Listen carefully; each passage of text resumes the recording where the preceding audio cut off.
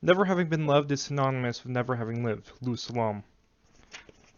Dreams don't come true so easily. Well, yeah, I mean, I can barely handle reality, so in other words, all wishes are nearly unattainable. Well, yeah, but not all nearly unattainable things are wishes. That's a fragment of Zerozaki me, a small sample of our conversation. Even if you are a nonsense user like me, anyone who harbors at least a soupçon of doubt about the world must have had more or less similar experience. Exchange not influenced by cheaply supplied empathy, a pathetic desire to conform, or a miraculously ubiquitous synchronicity, but rather a realm of mirroring that precedes senses and concepts of something just being the way it is. There was no speck of realism, sharp necessity, segment of theory, or classification or clarification, not a single puff of congruence or words like illusion, no solution, nor illusion, not a drop of cogency, not a shred of common sense, not a shadow of relevance, not a no of world harmony, and above all else, no romance. The true comedy of it, however, is that it's not as if nothing happened. It's a comedy that breeds sorrow, demands compassion, and even has a poignant air. I think he was irregular to begin with, untouchable. When you think of Zerozaki as being on the other side of a Wari surface, that's the only way to comprehend him.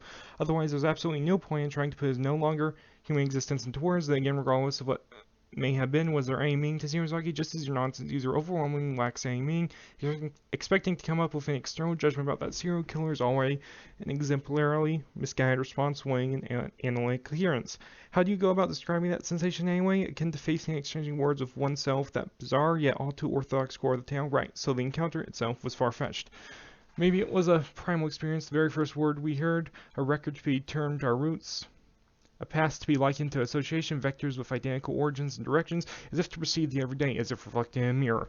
That is to say, I think we are similar. We are like two congruent figures that require no geometric proof, and we are both incredibly aware of this. From a subjective viewpoint, when we spoke to each other, I was, of course, myself, and Zerozaki was Zerozaki. Neither of us anything more or less, as we are well aware. Yet we recognized each other, identified with each other. We shared a contradiction beyond the limitations of language, hence the other side of reflecting waters.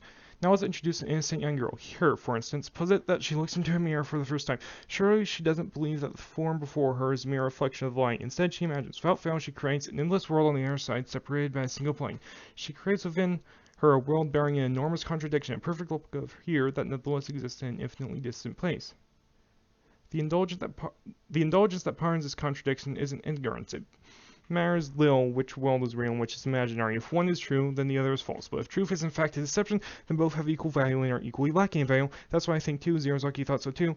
In a sense, our relationship was very much like that. What we realized we were the same, but we also understood that we were completely different. I think I could become like you, that's why I feel a certain affinity. I doubt I could ever become like you, that's why I like about you. Another sample of our conversation, truly nonsensical ultimately. I'm pretty sure we both despise ourselves, so we despised our own kind. We hated ourselves, resented ourselves, and cursed ourselves so much that ironically we were able to acknowledge each other. I think it was something special. Well, of course it was. Me, the passive bystander, and he, the serial killer, opposites as though a mirror stood between us.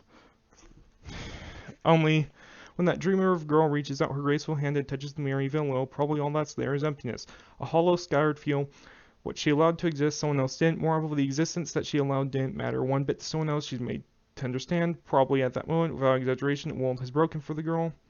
So then, this is the tale of one world collapsing, a world falling apart without an ultramarine savant or a flowing red strongest human needing to bring her hand down, but simply from being there in a fashion with fallacy, bearing a justified contradiction reigns simultaneously in someone who's no longer human, someone who's a defective product. It all reduces to zero. So then,